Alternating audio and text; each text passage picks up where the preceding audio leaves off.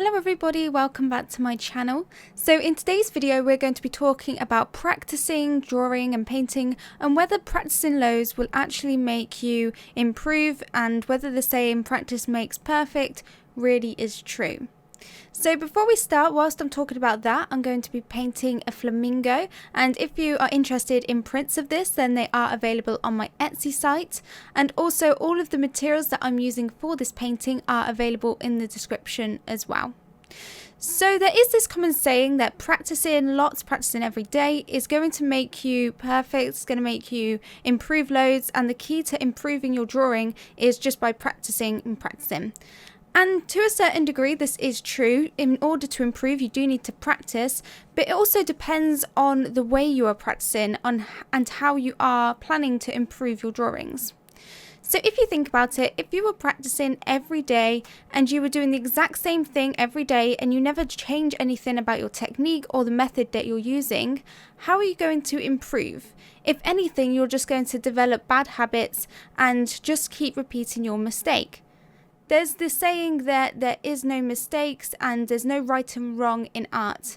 But for example, if you're doing something like realism and every time you do a realistic drawing you outline all of the features, even though that might be good for other styles, like if you're doing anime or cartoons, when it comes to realism, real faces don't have outlines around them. But if you do that in every single one of your drawings and you never identify this as something that isn't making your drawings realistic, if you don't identify that mistake, then you're not going to improve. So I think there are good ways to practice, and there are also ways to practice that are just going to get you stuck in those habits, which eventually, once you keep doing those habits for a long time, it will become even harder to break them and even harder to improve. So actually practicing could be limiting and restricting your improvement if you don't do it the right way. Of course there's no one right way to practice, but there are things that you can do to make sure that you're practicing most efficiently. So like I said, with stuff like realism, there are things that you can look for and change to improve. It might not just be with your anatomy, but it could also be with the techniques you're using and the mediums you're using. So for example, there might be a certain technique that you've been using and it might not be working for you, and you need to identify that and be able to think, okay, this isn't working, so I need to change it. So like I said, practicing is really great, but you need to identify the mistakes and the things that you want to improve on in order to keep improving. Otherwise, how are you going to improve if you are not identifying what exactly you want to get better at?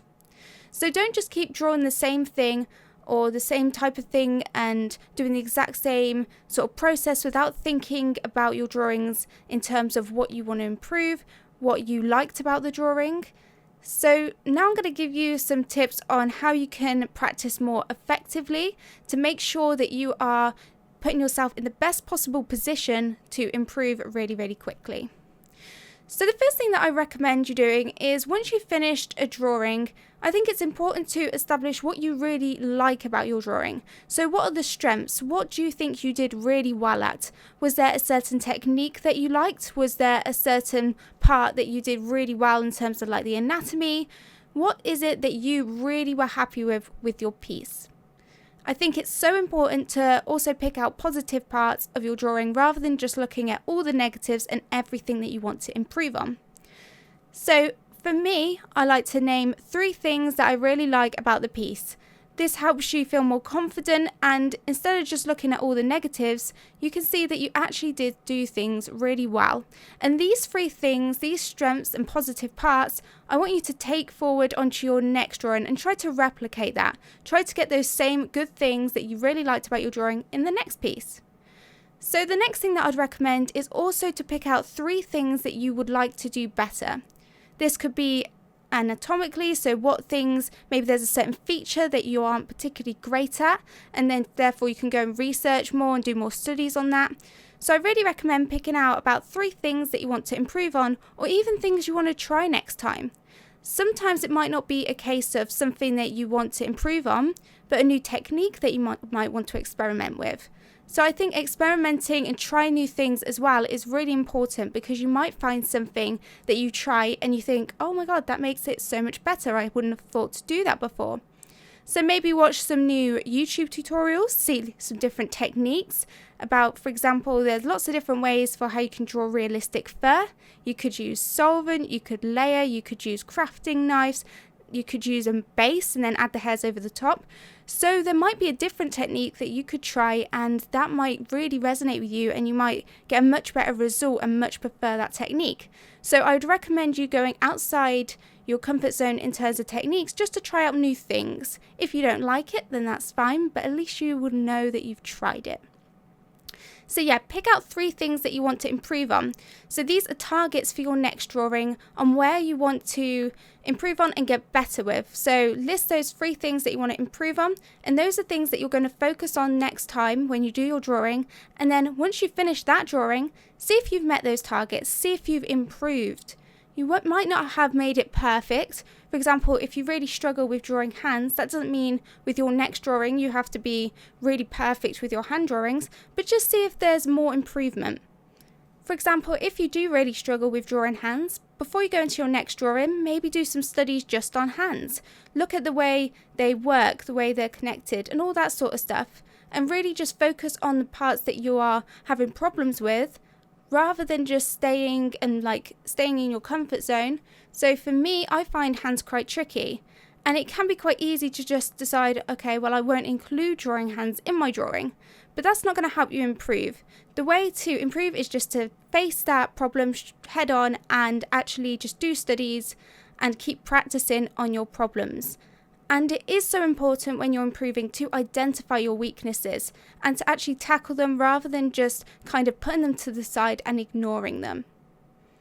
So yeah, definitely once you do that next drawing, see if you've met those targets and then see what you want to improve on for the next one.